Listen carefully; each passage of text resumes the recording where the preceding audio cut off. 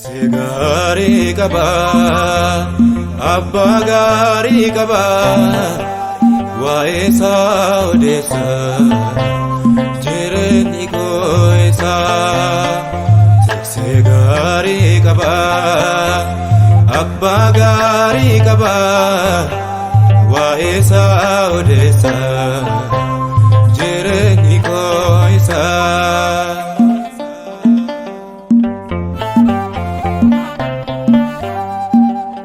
Maqaa Abbaa, maqaa Ilmaa, maqaa Hafuura Qulqulluu sadan Waaqayyo tokkotti namannaa. Ameen. Waaqayyo uumaan keenya qorichi keenya Yesuus Kiristoos eegee tiskee yoona kanaan nu ga'uu isaatiif maqaan isaa bahaa hanga dhiyaatti kaabaa hanga kibbaatti haadha isaa qulqulleetti dubaroo Maariyaam wajjiniin haa ta'u. Beektansaa jaalala haadhaaf abbaa jaalala anoo baadheera harkaa kun kaaseera. Tiksee amaanama abbaa jaalatama iddoo boqonnaa koo Iyyaasuus nagaa koo. Egaa maqaan koo Qomoos Abbaa Walde Yesuus Gabra Mikaa'eliin jedhama. Kan wajjin jiran dhugaa keessummaan kun Abbaa Takle Maariyaam Biraane Sillaasee jedhamu.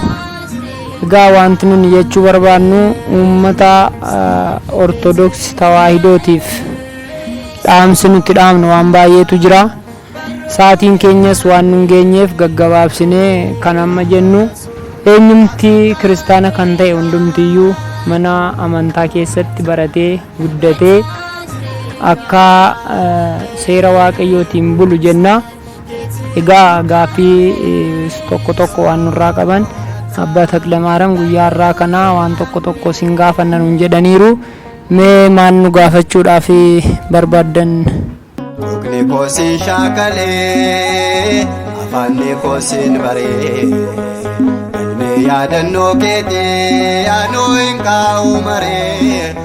Egaa kabajamoo abbaa keenya Qomoos Abbaa Walde Yesuus Gabra Mikaa'el Walde Cirqoos jaallatamtoota Waaqayyoo kan taatan hundumtiyyuu Waaqayyoon kan jaallattan isinis Waaqayyoon jaallattanii kan dhuftan hundinuu sagalee Waaqayyoo akka dhageenyu Waaqayyo nuuf haa eeyyamu. Egaan guyyaa har'aa kana kan nuti waliin haasa'uudhaaf dhufne abbaan keenya abbaan Qomoos Abbaa Walde Yesuus Gabra Mikaa'el mucaa tokko kan argaa jirru kana kan qabanidha. Mucaa isaanii kana akkamittiin akka argatan eessattis mucaan kun akka dhalate amma immoo barnoota hedduu baratee jira jedhanii dubbatu. Barnoota hedduu inni baratee jiru kanas adda baasanii akka dubbatan maal akka ta'u gabaabsinee isaaniin gaafanna. Mee jalqaba irratti abbaa keenya abbaa Qomoos Abbaa Walde Yesuus mucaa kana akkamiin argachuu dandeessan? Eessatti dhalate mucaan kun? Mucaan kun eeyyama Waaqayyoo ta'ee ani dhaladhee naannaa waggaa 15 akkabaabii gadaamii galee achi booda eeyyama Waaqayyoo ta'ee naannaa waggaa 7 akkabaabii tureen fedhuma Waaqayyoo ta'ee gara biyyaatti nan deebi'ee maatiin koos akka nani bultii dhaabbadhu naaf eeyyamanii dirqamas nan dirqamsiisanii achi booddee eeyyama Waaqayyoo ta'ee haadha mucaa kanaa wajjiniin walitti dhufneetu. Kana booda egaa amma guyyaa Waaqayyo nuuf eeyyameetti wajjiniin turreetu wagguma sanatti mucaan kun hin dhalate.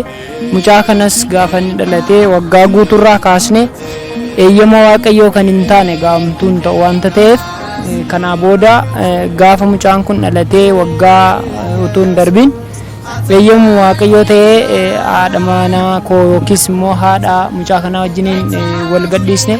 Anis gara gadaamiin deemeen mucaa kana mucaa xiqqoo mucaa waggaa 2 yuutuun guutiin fudheen gara gadaamii deeme achi booddee Zuqaalaa bakka jedhamu galee anis mucaa kana qabadhe achi booda gadaamii Zuqaalaa kanatti mucaan kun barumsa eegalee jechuudha.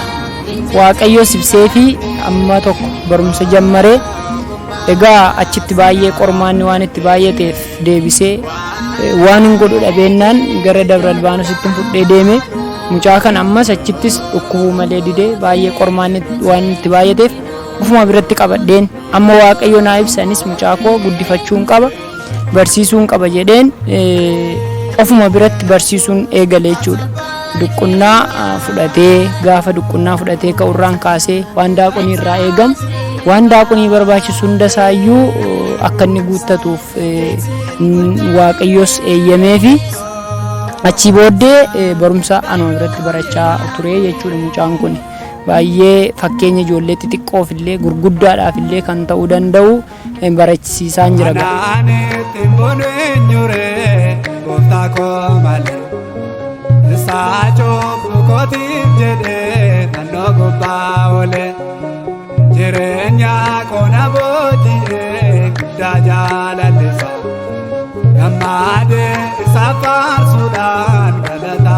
Kabajamoo abbaa keenya baay'ee galatoomaa garuu kan nu ajaa'ibu ijoollonni ijoollee ta'anii dhalatan jalqaba haadha isaanii kan arganidha. Garuu mucaan kun dhaloota isaa kaasee isin bukkeetti kan guddate jedhanii oduu garaagaraa ni dhageenya. Akkamiin isin jaallachuu danda'e mucaan kun amma ammaattis akkamiin isin bukkee ta'uu danda'e? Ijoolleen yeroo xinnummaa isheetti kaastee haadha isheeti kan isheen beektu lammatas immoo haadha ishee wajjinidha kan isheen guddattu waan ta'eef mee akkamiin akkasin jaallachuu gabaabsaan dubbatanii mucaan kun immoo waan inni barate uummanni kun dhaga'ee ijoollota akkasii kan akka barsiifachuu danda'u sinirraas akka baran kabajamoo abbaa keenya achumaan isin gaafanna. Haadha koo barbaadu abbuma koo naa wayyadhee gara koo dhufe anis immoo akka inni gara koo dhuferraan kaasee eeyyama waaqayyoo ta'e barsiisuun jammare. Achi booda baay'ee ajaa'ibsiisaadha ijoollee kaaniif illee kan dinqisiisaa ta'e barachaa ture amma barataa jira. Mee mucaan kun waan barate nuuf haa jedhu gabaabsineetu dubbanna waan ta'eedhaaf mee waan barate mucaan kun mucaa xinnoon kun mee waan barate haa jedhu mee. Abba jaalatama iddoo boqonnaa koo Iyyaasuus nagaa koo tiksee gaarii qaba abbaa gaarii qaba waa'ee isaa. Salaam Maariyaam asafaa lawaayi babanbarayaanan لدنجلنا دل سجد لمريم لبي سجد مزر مبرب ولرسول ريد تبسم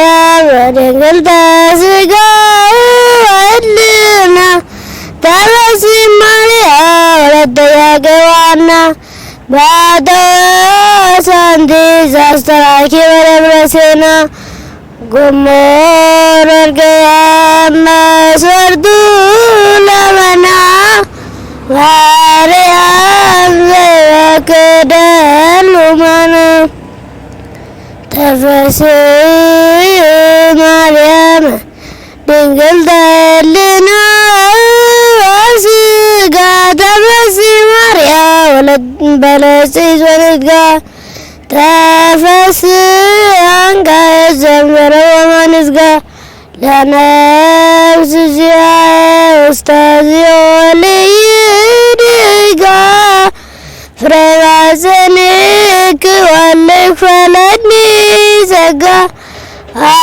أباي قبرور يارنقلقا تفسي مريم هدالك تفسي ترارين كيزن بارك ترانيو قبريك ياتي سوسرايكو بكلو لقال عفوت وقفك سرا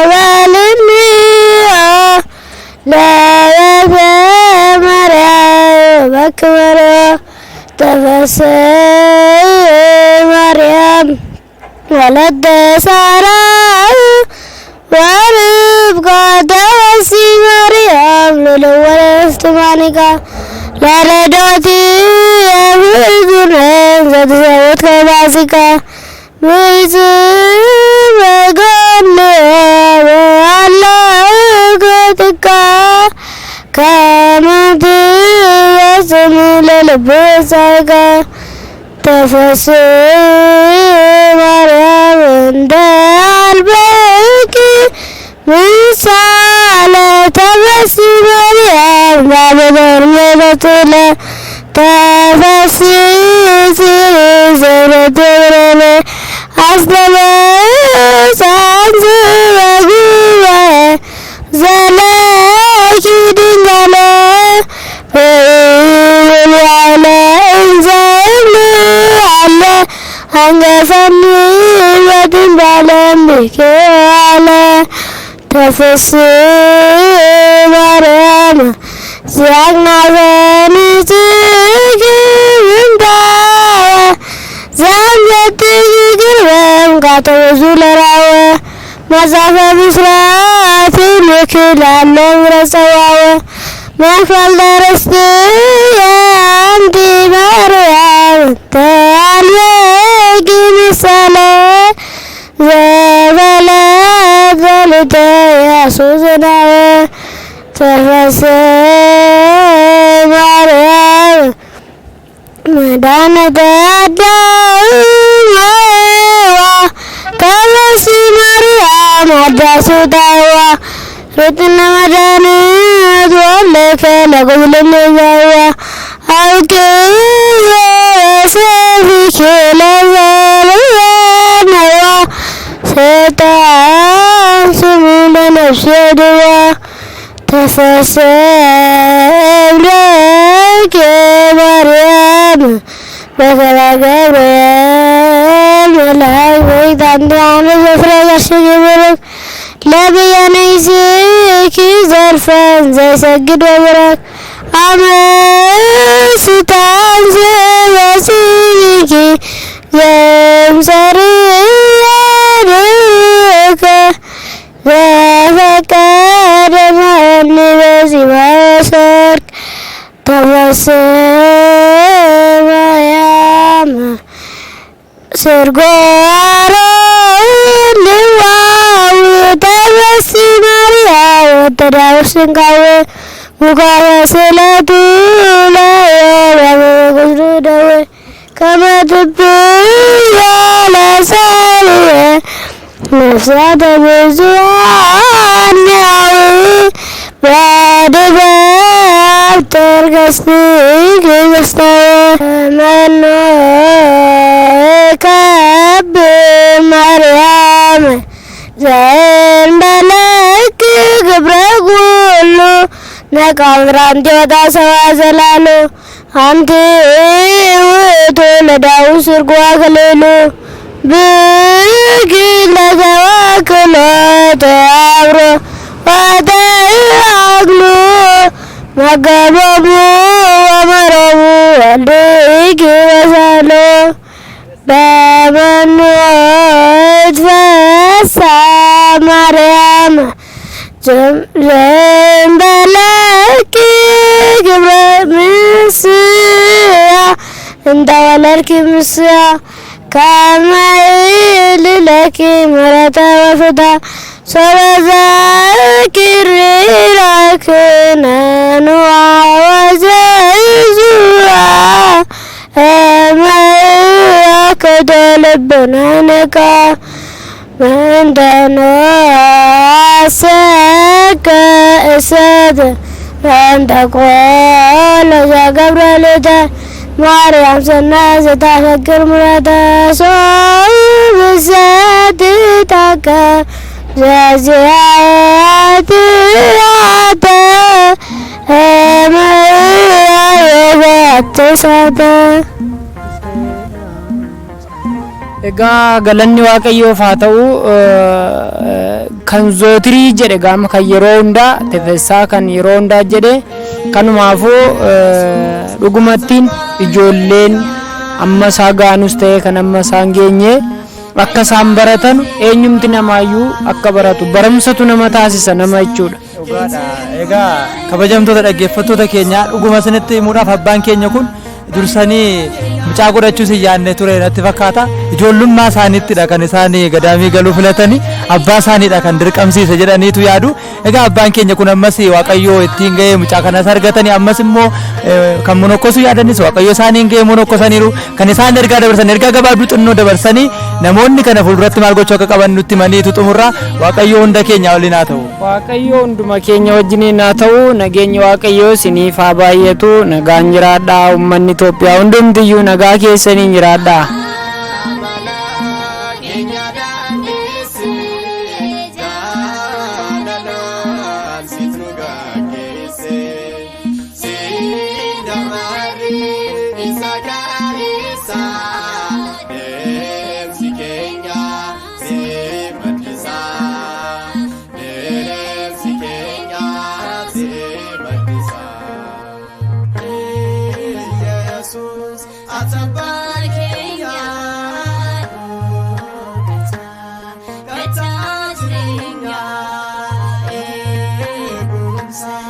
It's in